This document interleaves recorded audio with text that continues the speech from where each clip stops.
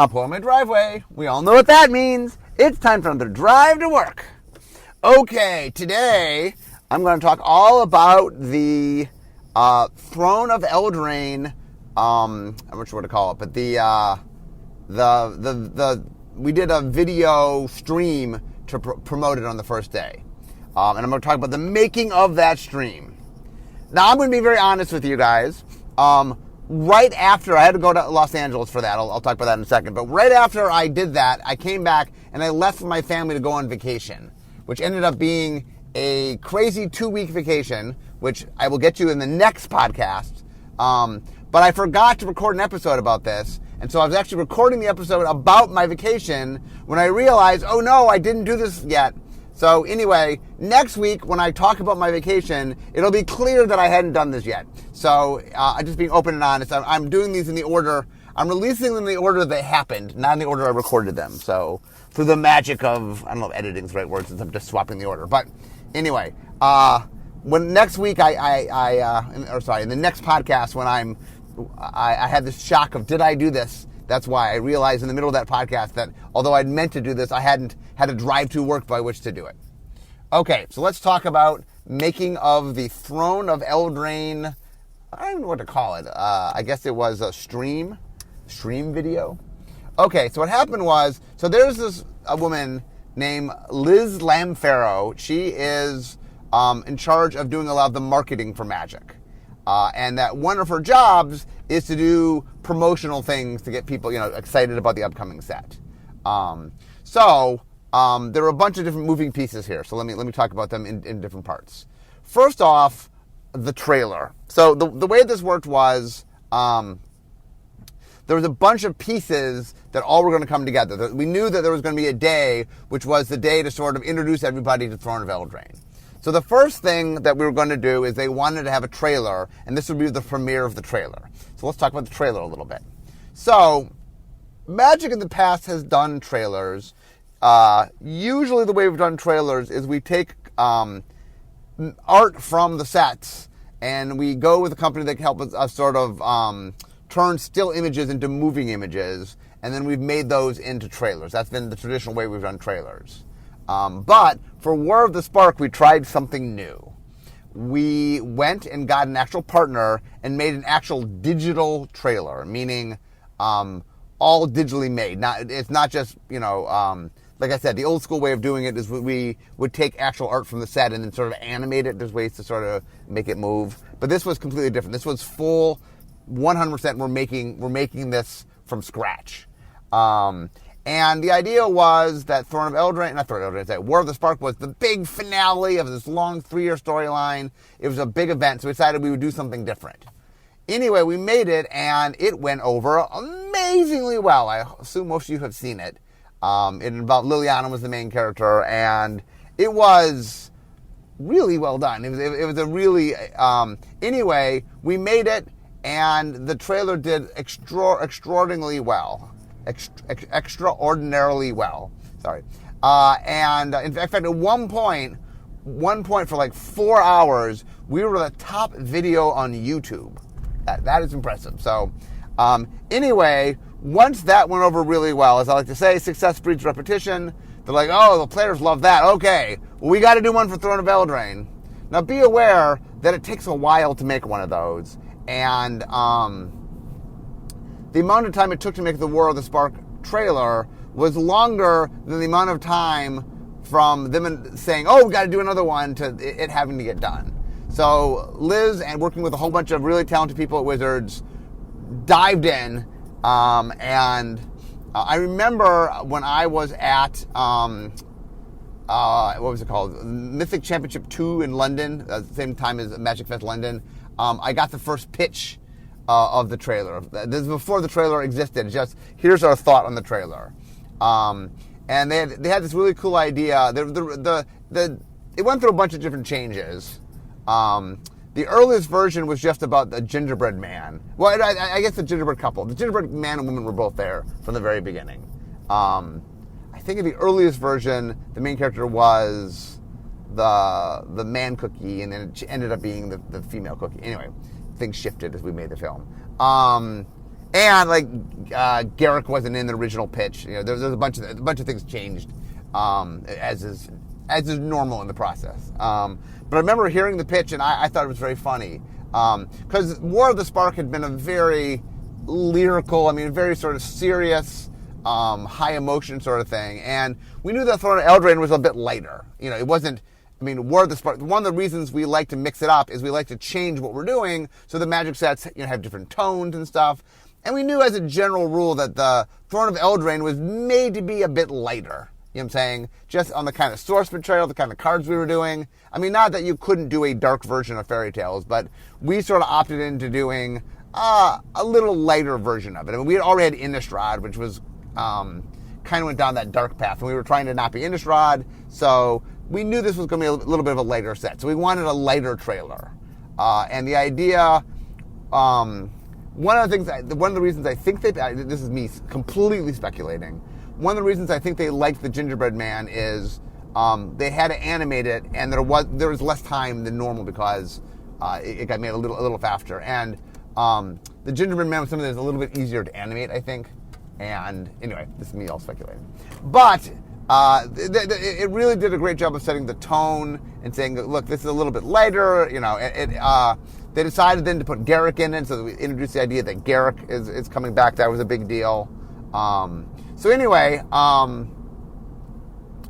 we knew that we were going to do the trailer, and so that was the first piece that got set in motion. And then Liz has really been a champion of the idea of us announcing out sets farther along. And so she had this idea of, let's do something where we announce a year's worth of sets. Not a lot of detail, but just a little bit of detail. And so she wanted to do that there. And look, we were doing Throne of Eldraine. It was the introduction of Throne of Eldraine. We could show off a few cards and talk a little bit about Throne of Eldraine. So Liz approached me at some point saying, I want to do this video. Can you do this video? And I said to her, yes, just I'm going on vacation. It just has to happen before I'm on vacation. And she's like, okay, no problem.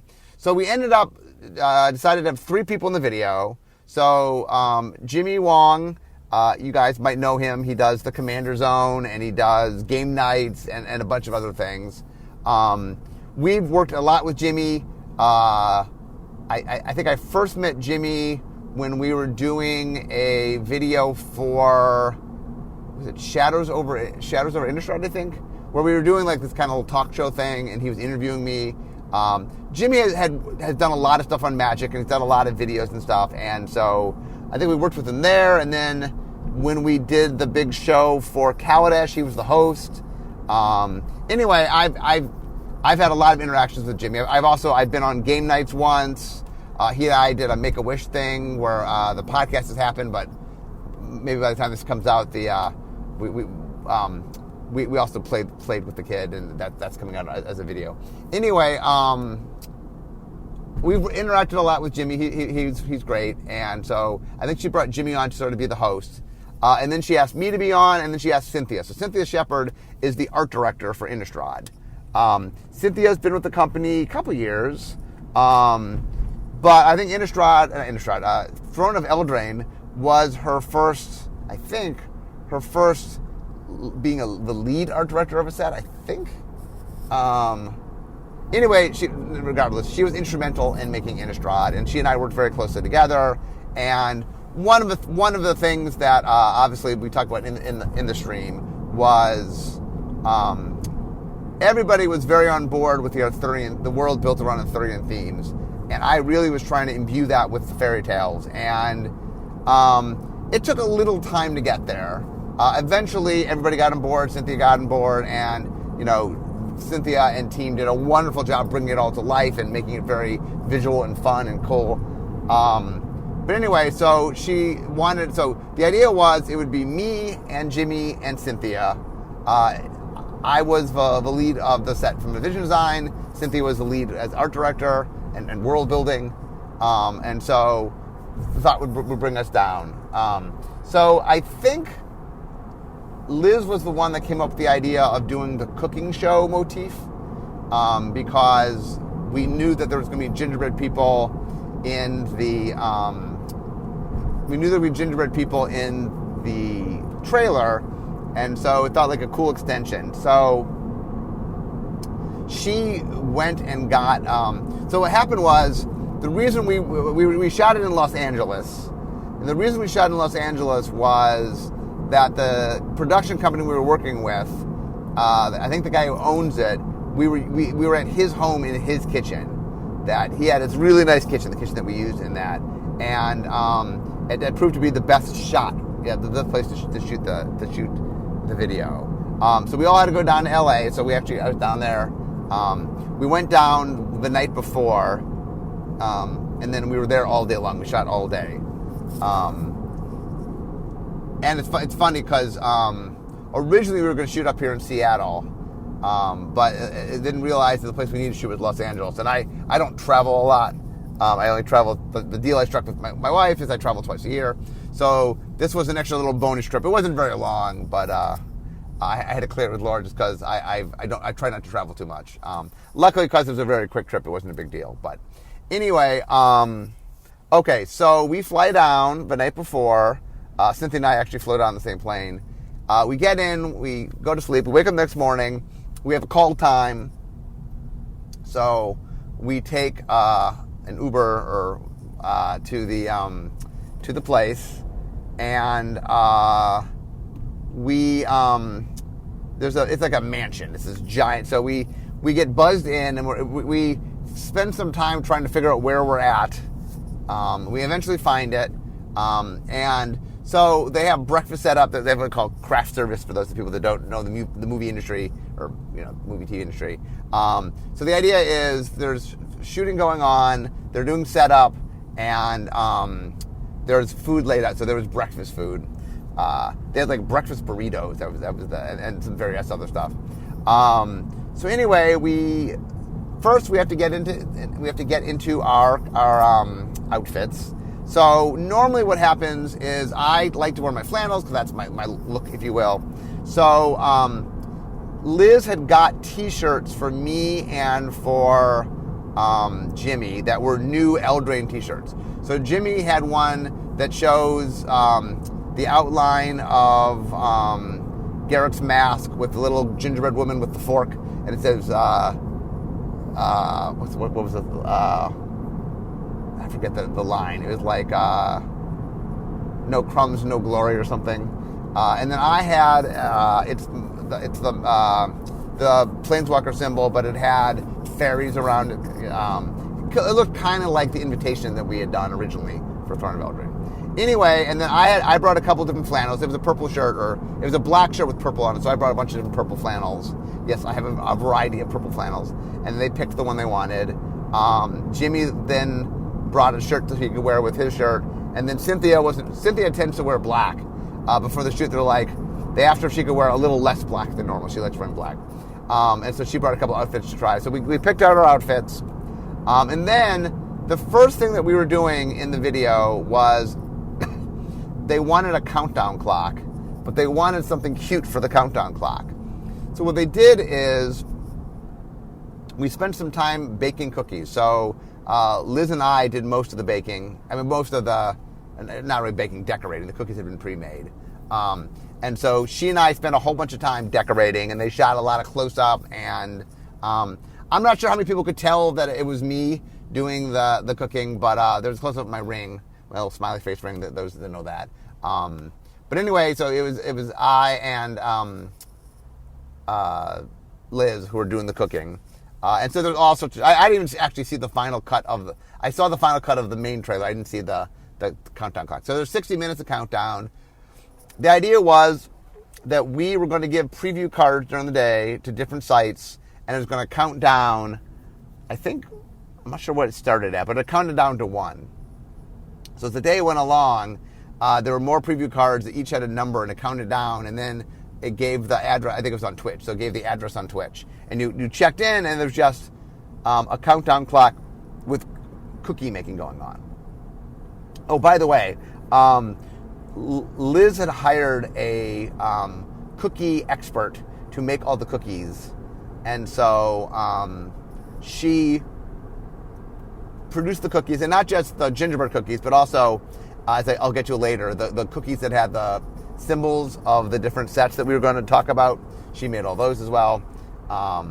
Anyway, we then Liz and I decorated a bunch of the cookies because while we were doing our whole sequence for the countdown, we did a lot of cookie decorating. Now, I don't know if you take a look at some of the cookies, you can tell my cookies. I tended to put a lot of icing in my cookies, so I had a lot of like his whole shirt is one color rather than having just dots or something. Where Liz was a little daintier and slightly better at her cookie decorating. My cookies had a look to them, but they were a little wilder. So between my cookies and Liz's cookies, and there are some cookies made by the woman who made the cookies, those are the cookies we used in the shoot. Okay, so the first thing that happens is, after the countdown, is we show the trailer. I don't know if... I had seen the trailer through various versions. One of the things to be aware of is there are a lot of component pieces to making it. There's a lot of, like, the different visual elements require some different treatments and stuff. Like, for example, at one point in the trailer, there's a jug that tips over and spills out milk. Well, that's liquid, and liquid moving is its own, like, field they have to do. And then, like, when you show Garrick, there's some facial stuff, and, you have to... He had, a beard, and there's some stuff there you have to handle. The cookies, for example, were their own field. And there was just a bunch of different things that got to be put together. And there's a lot of music that had to be done. I know that Liz went down right before we did our shoot. And I think the LA Philharmonic, did all the orchestra music. And Liz had to go down and oversee that. And then, I'm not sure, they got someone to... They had to figure out what cover to do for the song. And anyway, they did a lot. Liz, especially, like I said, working with a really dedicated team at Wizards, put together the whole video. And I had seen it in different forms along the way. I'd heard the pitch before it existed. I saw an early, what do they call it? A schematic, where it's like frames. It's not everything fleshed out yet. And then I saw it a bunch of different times. I actually didn't see the final version that you guys all saw. I didn't even see till it aired because they were putting the final pieces together while I was off on vacation. Anyway, so we showed the trailer, and I'm not sure whether we showed it once or twice. We talked about what we maybe show it twice, but I think we just showed it once. Anyway, I think we showed it once and put it up on YouTube so people could watch it to their heart's content. And then you come in, there's Jimmy, and Jimmy introduces everybody, and then he brings Cynthia and I in. So what happened was, we didn't have a script. We had more of an outline, and the idea was there were things they want. We had done some pre-interviews where I sat down, Cynthia and I sat down with Liz and said, okay, well, here are cool things we could talk about. And we made a list of a giant number of things we could talk about. And we then shot a whole bunch of like, I saw the final cut. So there's a whole bunch of things we talked about that never aired. I mean, I think they were trying to keep it tight. The one thing that did not air that I think I might have put in my article, but I'm not sure, just in case I didn't, my cake metaphor, which I thought was a great metaphor. We talked a lot in the video. I talked about sort of how I'd wanted to do a fairy tale set and how I tried for years and years and couldn't get traction. And then Sean Main had pitched an Arthurian set, and people seemed more excited by the Arthurian set. But I felt the Arthurian set needed something to sort of give it a little extra something. And so I convinced Aaron that I thought it was a really good match, that you can marry the fairy tales with the Arthurian stuff. And anyway, we talked a lot about that. But my metaphor was trying to talk about the importance of each of the components. And the reason I talk about a cake is I think the fairy tales is like the icing, which is, it's bright and sexy and fun and really sells the cake. That when you look at a cake, the thing that really gets you excited about the cake is the icing. And the icing is sweet and it tastes good, but you don't want a cake full of icing. And the other thing about the fairy tales is the fairy tales was more about one-ofs of things. That we wanted you to be able to have, the wicked stepmother or the cow you trade for the magic beans. We wanted all the components, but as Cynthia put it in the video, you're not going to have an army of Cinderellas, that those are individual concepts, that we needed something to build the world around. And that the Arthurian stuff allowed us to make the courts and make the 5 monocolored courts and gave a lot of the world building came out of the Arthurian side of things. And so the metaphor is that the fairy tale stuff is the icing, but the Arthurian stuff's the cake. It makes the meat of the set. It's the structure of the set. And you don't want just icing. You don't want a cake full of icing. You need the cake. And I think the Arthurian stuff really, while it's not the splashy part of the set, I think the fairy tales are much splashier. And partly because the other issue was we just do a lot of Arthurian type things in Magic. I mean, original Magic, Alpha had Black Knight and White Knight, and there's just a lot of things that Magic has done. We did Bant when we were, we did Dominaria. We've just done a bunch of different worlds that have a lot of high fantasy. That wasn't the part of the set that was going to be the innovative new part of the set, but it's recognizable, it's familiar, and so anyway, I talked about the metaphor of the cake, but I think it got cut. We actually had a lot of fun. We shot, I'm surprised how much they cut it down to, because we shot all sorts of stuff. Maybe one day they'll do outtakes. There's a lot of fun stuff we did. The other funny thing that you guys will never see, although if it was up to me, I would cut this together. I was the I was the lead vision designer. I'm head designer of Magic, but for Throne of Eldraine, I was the lead vision designer. And Cynthia, I think, was the lead world builder, in addition to being the art director, the lead art director. And so when Jimmy introduces us, he has to say our titles. And he got it wrong so many times. There is a very, very funny outtake video of just Jimmy. And the funny thing is, sometimes he'd get one of them right and get the other one wrong. And he'd get messing them up back and forth. Like sometimes he'd call me head designer, but even though I am head designer, in this thing I was lead vision designer. Or he'd say lead designer but not say vision, or he messed up Cynthia's a bunch of different ways. But anyway, we got all that to the introductions. Cynthia and I had lots of stories to share. The director was very excited for us to talk to the camera. So I did a lot of talking to the camera. I think Cynthia did less. And so I realized when you watch the video, if you're wondering why I'm constantly talking to the camera, is because I was giving tips to talk to the camera. So I did a lot of talking to the camera.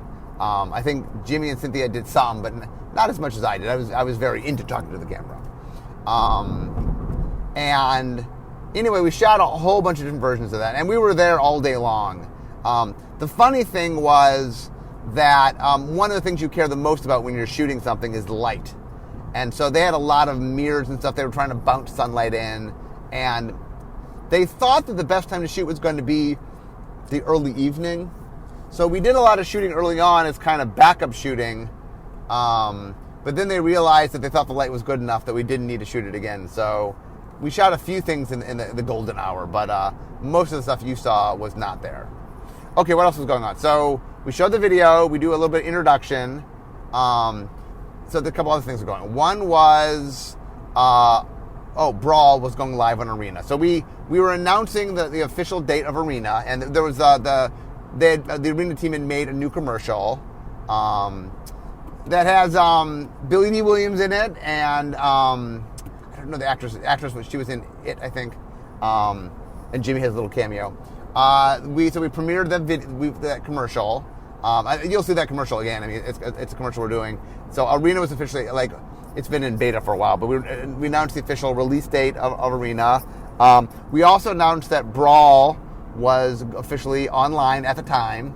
The funny thing about Brawl was we always knew that we were doing Brawl decks for Throne of Eldraine, but the Magic the Gathering Arena team, somebody there had really wanted to play Brawl and had coded in a Brawl to show what they could do. And people got really excited. And we knew that we were going to do Brawl. I mean, Arena had decided they were going to do Brawl.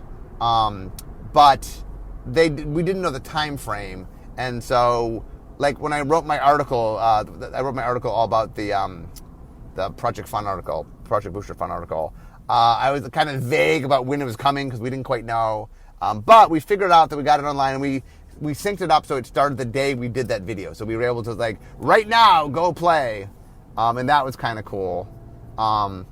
Also, the novel, is it what's it called? The Wildered Quest?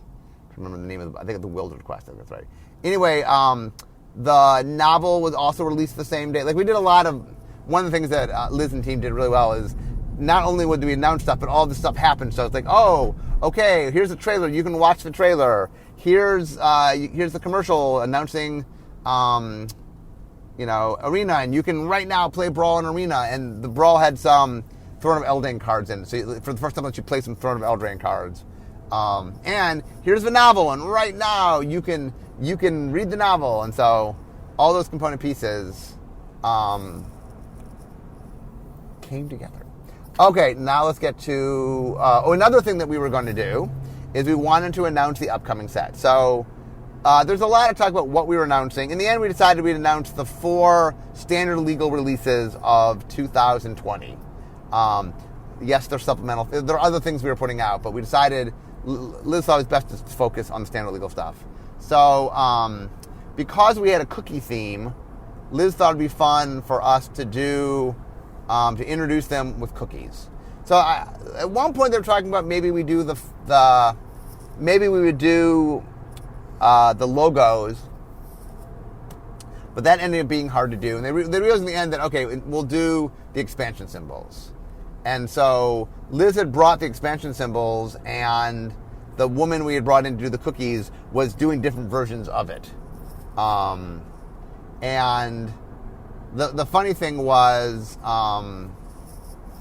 it took her a while to be doing this. So while we were shooting our stuff, she was making up the cookies, and she got done just before I think we had to do the cookie part.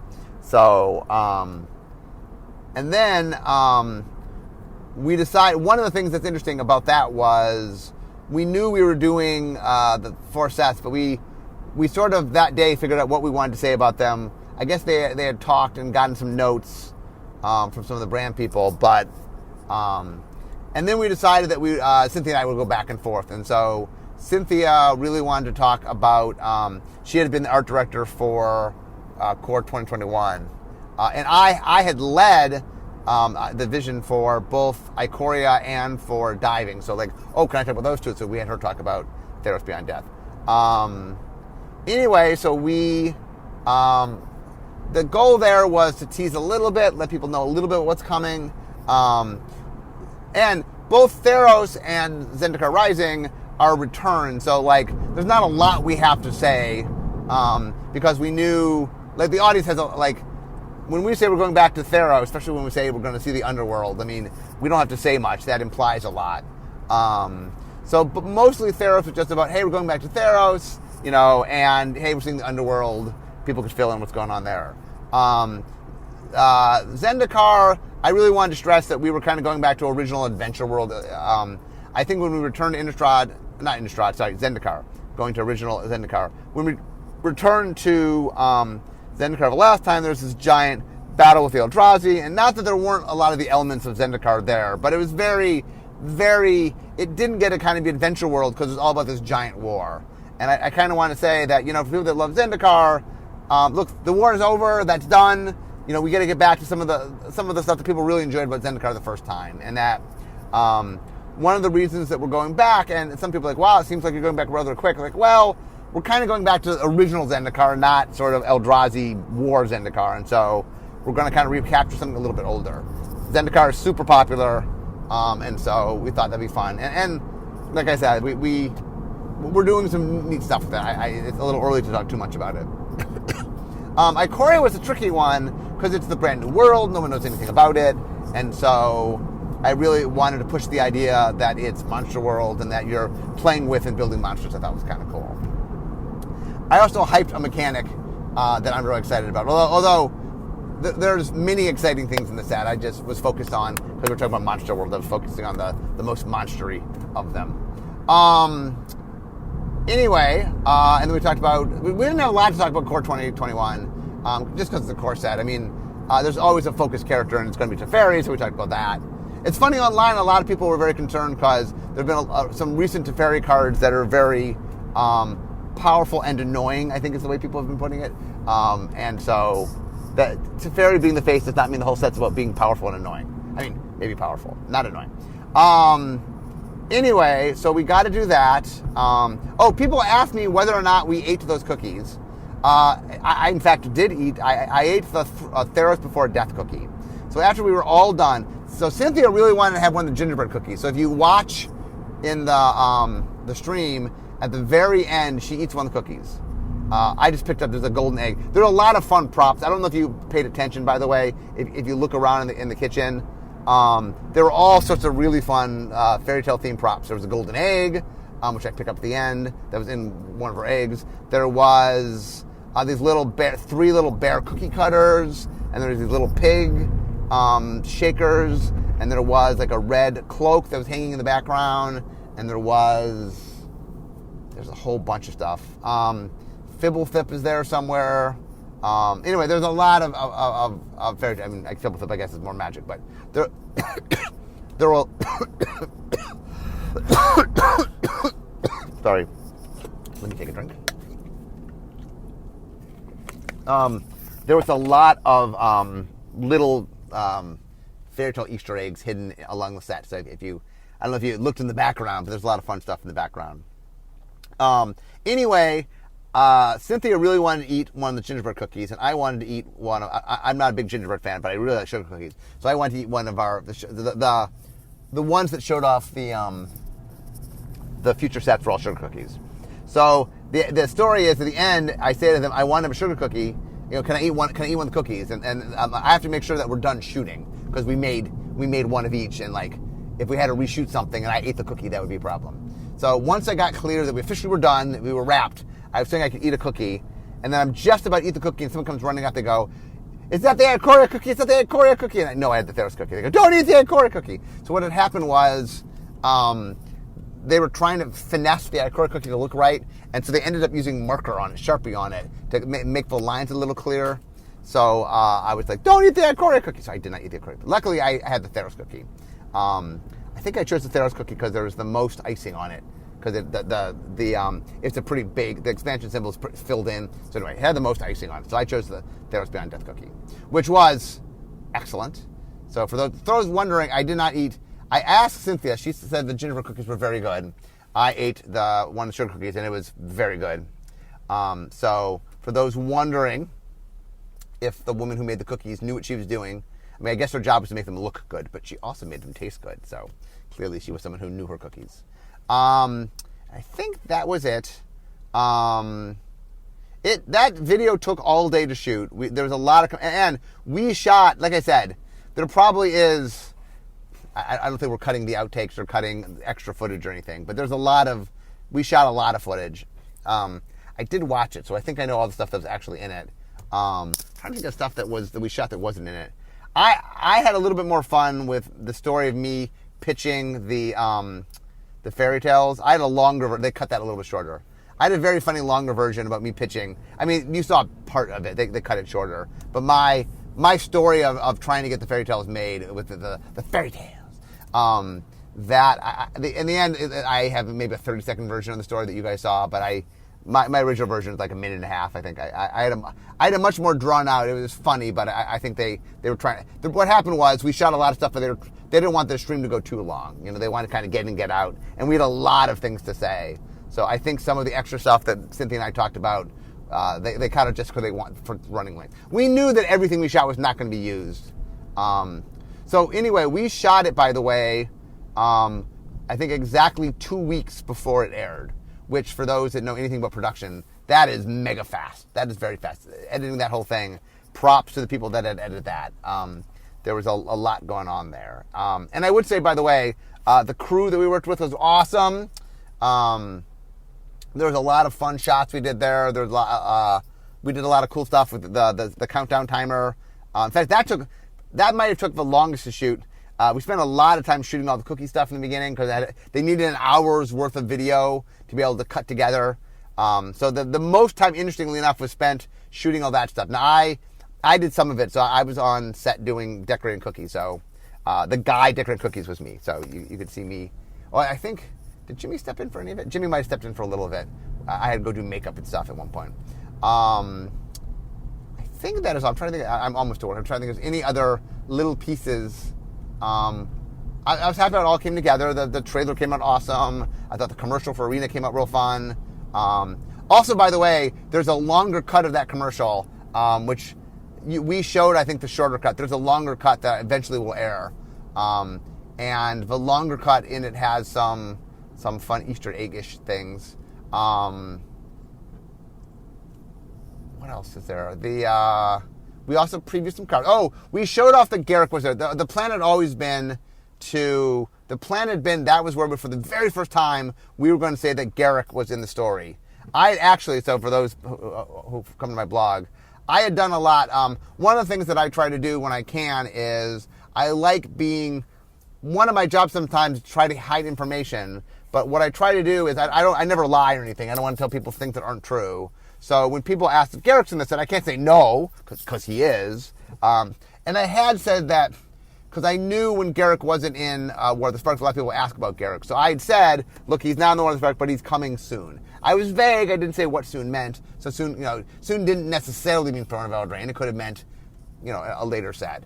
And so one of the things that I did was I wanted to give people enough information that they led themselves to believe that Garruk wasn't there. Not that I said Garruk wasn't there. And so the very first time we were making a Planeswalker card that was 2 Planeswalkers in one, it made a lot of sense. The Kenrith twins, Will and Rowan, share a spark. They Planeswalk together. And so it seemed like a great opportunity to do. People have been asking for a shared Planeswalker card. And we talked about it during War of the Spark, back when I thought I didn't get that many Planeswalker cards. But anyway, it seemed like a great place to do it. So I knew that they were in the set, and I knew that Oko was in the set with the new character. So I said to people had asked, they saw Rowan because Rowan was in the image I showed off at Comic-Con. So people asked if Will was in the set. I said, oh yeah, Will's in the set. And I also had mentioned there was a new Planeswalker in the set. So giving out the information that Rowan's in the set and Will's in the set and there's a new Planeswalker in the set, I also then said there's only 3 Planeswalker cards. All of which is true, but it was done so that people might go, oh, well, I guess Garruk's not in the set. I never said Garruk was in the set, but it led people to think that so we could surprise you. That was the plan, that we were going to surprise you in this video. And then I think a chapter or something of the ebook got leaked accidentally, and anyway, people knew Garruk was in the set before this. Not too much before, just a couple days before, but that was meant to be the giant reveal. Like when you saw him in the trailer, I mean, I know this happened for a lot of people that weren't up on the leak or anything, but the idea was when you saw Garruk in the trailer, that was you going, oh, Garruk's in the set. So anyway, that was the plan.